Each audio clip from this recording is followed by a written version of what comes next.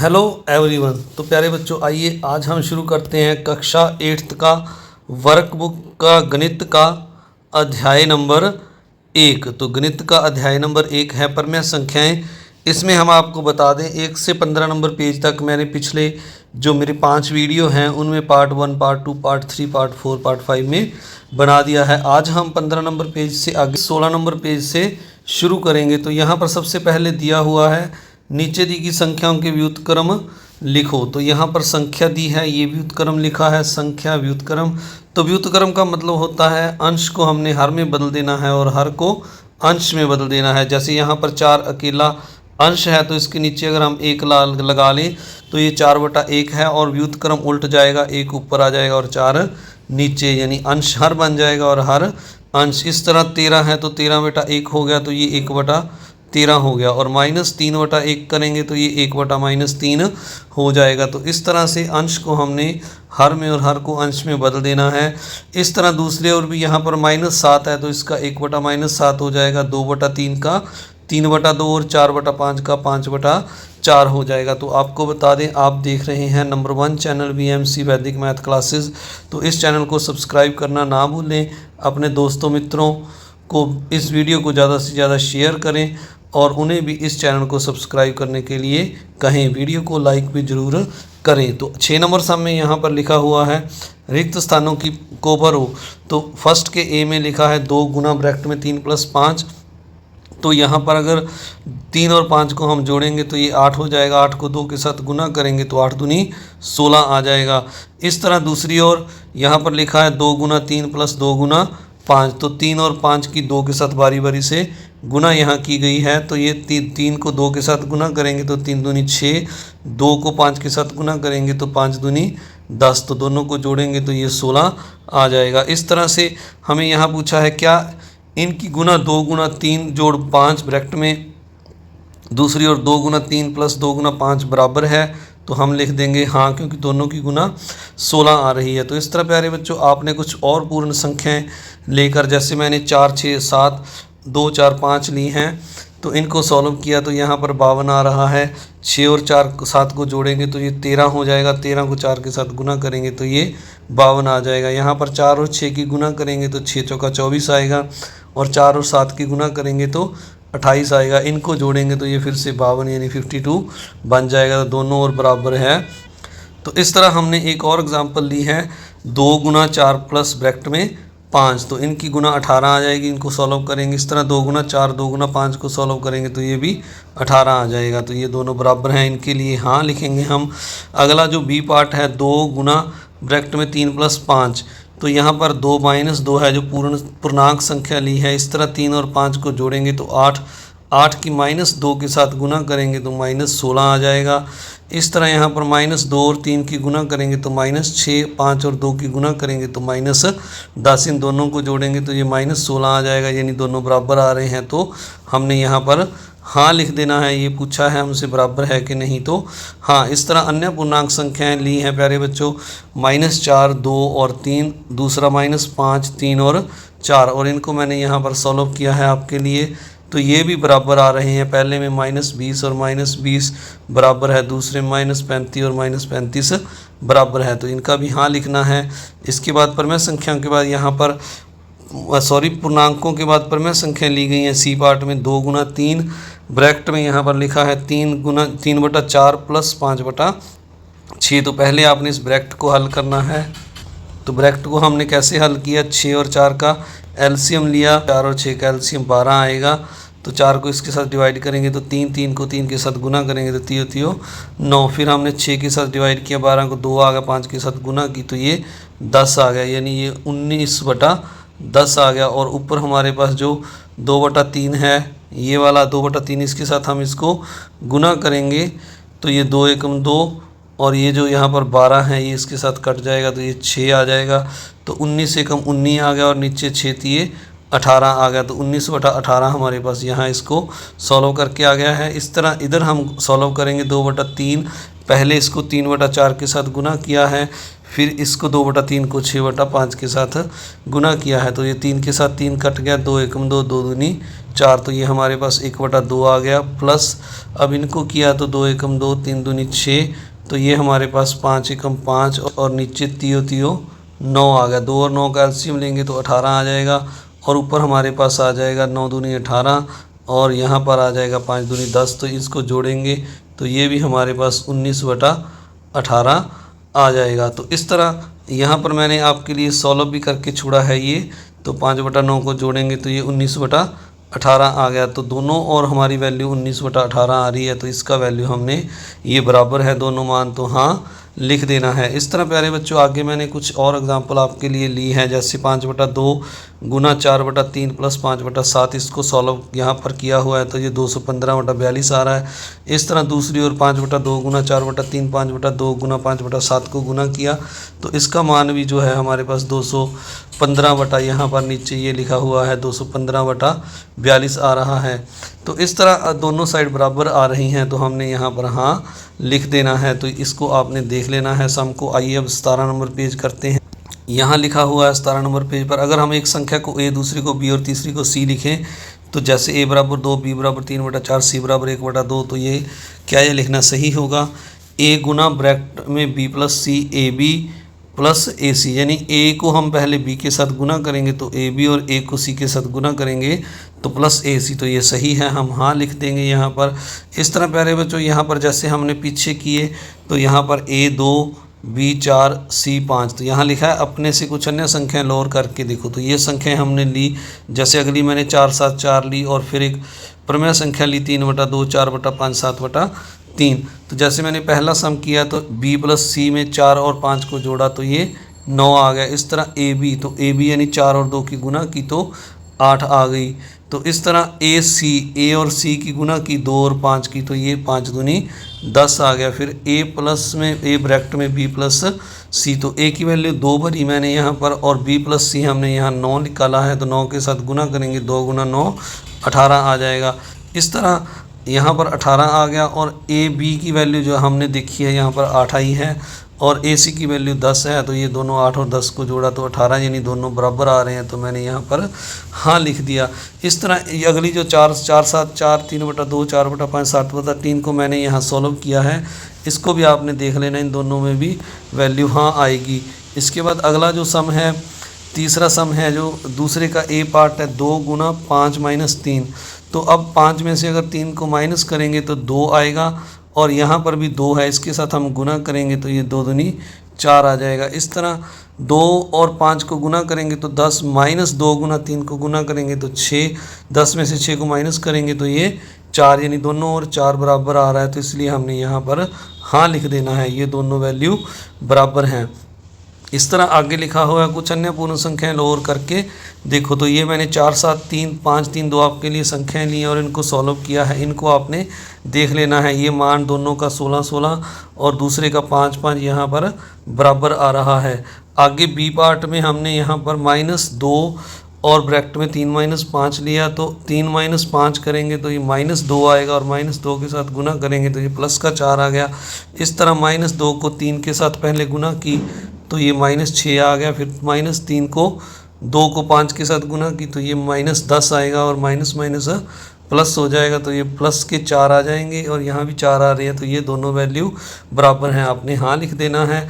इस तरह प्यारे बच्चों ये मैंने कुछ अन्य पूर्णांक संख्याएं यहाँ लिखा है, कुछ अन्य पूर्णांक संख्याएं लो और करके देखो। तो ये मैंने -4 7 और 2 दूसरी में -2 4 -2 लेकर इनको हल किया है, इनको आपने देख लेना है। आगे लिखा हुआ है 2/3 सी पार्ट में ब्रैकेट में 3/4 -5/6, तो इसको भी हमने सॉल्व करना है। 4 और 6 का जैसे पीछे एलसीएम लिया 12 आया और इनको सॉल्व करके 9 - 10 आया, तो 9 10 में से 9 को माइनस करेंगे तो यहाँ पर जो है जो 1/12 आ गया और ऊपर 2/3 के साथ गुना करेंगे 2/3, थोड़ा सा जूम करके दिखाते हैं।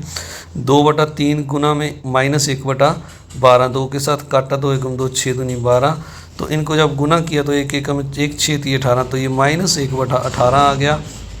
इस तरह सेकंड पार्ट में 2/3 और 3/4 को पहले हमने गुना किया 3 एकम 3 3 एकम 3 2 एकम 2 2 दूनी 4, इनको काट दिए। इस तरह 2 और 3 जो 6 हैं जो कट जाएंगे, 3 दूनी 6 तो ऊपर आ गया हमारे पास 1/2 पहले में, और दूसरे में आ जाएगा 5 एकम 5 तियो तियो 9। इनको एलसीएम लेकर जब हम सॉल्व करेंगे इस पार्ट को तो ये हमारे पास -1/18 आ जाएगा, यानी दोनों पार्ट जो हमारे हैं -1/18 बराबर आ रहे हैं। तो यहाँ पर हमने हाँ लिख देना है। आइए इसके बाद 18 नंबर पेज करते हैं। 18 नंबर पेज शुरू करने से पहले एक बार फिर से आपसे रिक्वेस्ट, अगर आप चैनल पर नए हैं तो चैनल को सब्सक्राइब जरूर करें, वीडियो को लाइक करें और अपने दोस्तों मित्रों में इस वीडियो को शेयर भी ज़रूर करें। इससे मुझे मोटिवेशन मिलता है ताकि मैं आपके लिए और अच्छे वीडियो बना सकूँ। अब यहाँ पर 18 नंबर पेज पर लिखा है कुछ अन्य प्रमेय संख्या लो और करके देखो। तो यहाँ पर एक और संख्या ली है मैंने, प्रमेय संख्या 4/5 गुना 3/2 माइनस 4/5। तो इसको ब्रैकेट को पहले सॉल्व किया तो ये 5/4 आ गया, और 4/5 के साथ गुना की तो ये कट गए 5 के साथ, 5 4 के 4 7 तो 1 आ गया। इस तरह -4/5 को पहले यहाँ से 3/2 के साथ गुना किया और फिर -1/4 के साथ गुना किया, इसको सॉल्व किया, काटा तो ये भी 1 आ गया, तो दोनों और बराबर आ गए। तो यहाँ पर भी आपने हाँ लिख देना है। एक ये खाली स्थान और है प्यारे बच्चों, आप यहाँ पर एक और एग्जाम्पल लिख सकते हैं। इसके बाद आगे लिखा है अगर हम एक संख्या को ए, दूसरी को बी, तीसरी को सी लिखें तो a बराबर 2, b बराबर 3/4, c बराबर 1/2। क्या ये लिखना सही होगा? a ब्रैकेट में b माइनस सी, तो ए बी माइनस ए सी, तो ये सही है, हाँ लिख देंगे यहाँ पर। आगे लिखा हुआ है ई पार्ट में, यहाँ पर आपके लिए लिखा हुआ है अपने से कुछ अन्य संख्याएं लो और करके देखो। तो यहाँ पर मैंने a b 3 b 6 5, इस तरह c 5 और दूसरे में -3 -2 और c 4, और एक प्रमेय संख्या 3/5 7/4 और 2/5, इनको लेकर मैंने यहाँ पर अलग अलग ये सॉल्व किया है प्यारे बच्चों आपके लिए। तो इनका भी हाँ हाँ आपका उत्तर आएगा क्योंकि ये दोनों साइडें इसकी बराबर आएंगी। आगे लिखा हुआ है यहाँ पर इस सम की जो आगे है इसको हम देख लेते हैं। यहाँ लिखा हुआ है क्या तुमने देखा कि ऊपर दिए गए नियम का उपयोग करके हम गुणनफल को दो गुणनफलों के योग अथवा अंतर के रूप में प्रदर्शित कर सकते हैं। इसको योग अथवा एवं घटाव पर गुणन के वितरण का नियम कहते हैं। तो इस नियम को प्यारे बच्चों हम घटाव, योग, घटाव और गुणन के वितरण का नियम कहते हैं। तो नियम को मैं एक बार फिर से आपको बता देता हूँ। जैसे यहाँ पर a Guna b plus c लिखा हुआ है, तो ये a की b के साथ गुना जो है ए बी और ए की सी के साथ गुना ये इसके बराबर होगा जब इन दोनों को हम सॉल्व करेंगे। इस तरह गुना का ये है, इस तरह घटाव का है और इसी तरह योग का ये नियम है। तो इसके बाद आगे लिखा हुआ है नीचे दी गई संख्या रेखा नंबर लाइन ए से लेकर बिंदु के बीच की दूरी को 8 समान भागों में बांटा गया है। तो यहाँ ए से लेकर हमने आई तक जो है 8 समान भाग करने हैं। जैसे मैंने 8/0 यहाँ से 0/8 से शुरू किया, ये पहला भाग हो गया 1/8, ये दूसरा हो गया 2/8, यहाँ 3/8, फिर 4/8, 5/8, यानी यहाँ तक 5 भाग हो गए, फिर 6/8, 7/8 और 8/8, यानी 8/8 का मतलब ये 1 के बराबर हो गया। तो यहाँ पर 1 आता है, यानी आई जो है 1 के बराबर है, आई की वैल्यू 1 है। तो यहाँ पर हमें नीचे पूछा गया है ऊपर दिए गए जो यहाँ पर लिखा हुआ ऊपर दिए गए दिखाए अनुसार एक संख्या रेखा बनाओ। ए और आई के बीच दूरी का 1/2 भाग किस बिंदु से व्यक्त हो रहा है? तो ये 4/8 जो यहाँ पर आधा हो रहा है तो ये 1/2 के बराबर है। अगर हम 4/8 को काटेंगे, 4 एकम 4 4 दूनी 8, तो ये 1/2 आएगा, यानी ई बिंदु हमारा 4/8 को प्रदर्शित कर रहा है। नीचे सेकंड में लिखा ई तथा आई के बीच की दूरी 1/4 पर कौन सा बिंदु है? तो हमने अब ई से लेकर आई तक जो 4 भाग हैं इनको यहाँ ई को 0 मानकर एक एफ तक 1/4 हो गया, जी तक 2/4, यहाँ तक 3 भाग हो गए और यहाँ आई तक 4 भाग हो गए। तो इस तरह हमने ये नीचे मैंने आपके लिए लिखा है। तो एफ पर हमारा क्या आ रहा है? एफ पर अगर देखिए तो 1/4 आ रहा है, तो एफ हम लिख देंगे यहाँ पर जो पूछा गया था हमसे। आगे यहाँ पर पूछा गया है कौन सा बिंदु ए तथा आई के बीच की दूरी को 3/4 पर है? तो कौन सा बिंदु ए तथा आई के बीच की दूरी के 3/4 पर है? तो यह जी बिंदु है। तो इस बात को देखिए प्यारे बच्चों, यहाँ पर पूछा गया है ए और आई के बीच में कौन सा बिंदु 3/4 पर है। हम एफ और ई और आई के बीच में देखें तो ये 3/4 है, पर हमने ए से लेकर आई के बीच में देखना है। तो ये बिंदु जो जी है 6/8 है हमारा, ये 3/4 के बराबर है। इसको काटेंगे तो 3 एकम 3, 3 4 दूनी 8, तो यानी जो जी बिंदु है हमारा ये 3/4 के बराबर है। इस तरह अगला जो पूछा गया है, कौन सा बिंदु ए तथा आई के बीच की दूरी के 4/8 पर है, तो ये ई बिंदु है। यहाँ पर आप डायग्राम में देख भी रहे हैं, ई पर 4/8 है, तो इसको हम लिख देंगे ई बिंदु को। इस तरह आगे पूछा गया है हमें 5 नंबर में, सी और तथा डी के बीच की दूरी, कुल दूरी का कितना भाग जा हिस्सा है। तो सी और डी के बीच की हम दूरी को अगर देखें तो सी से डी तक ये एक जो है कदम बढ़ता है, यानी ये 1/8 है, पूरे के 1/8 के बराबर होगा। इस तरह ई और जी के बीच की दूरी, कुल दूरी का कितना भाग जा हिस्सा है। तो इस तरह अगर हम ई और जी के बीच में देखें तो यहाँ तक ये 2 पार्ट हैं, ई से एफ 1 और एफ से जी तक 2 पार्ट हैं, जो कुल दूरी का 2/8 भाग हैं। तो इसको हम यहाँ पर लिख देंगे 2/8 भाग, आपने इसका यहाँ पर 6 नंबर में लिख देना है। आगे हमें पूछा गया है, कुछ बिंदु ए पी पर किस प्रमेय संख्या को दर्शाया गया मिलान करो। तो पी पर जैसे मैंने यहाँ पर लिख दिया है 0 से 1 तक, अगर इसके बीच में हम देखें तो ये 1 2 3 4 5 भाग थे, तो मैंने इनको 1/5 2/5 3/4 5/5 5/5 के रूप में लिख दिया है।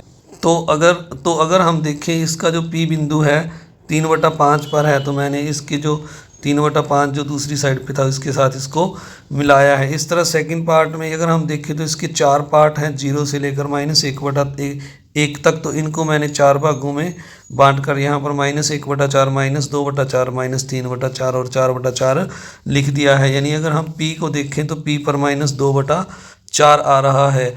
और अगर हम -2/4 को काटेंगे तो मैं आपको काट कर दिखाता हूँ। -2/4 को काटेंगे तो ये हमारे पास 1/2 आ जाएगा, 1 1 में 2 1 में 2 2 दूनी 4, तो ये -1/2 आ रहा है।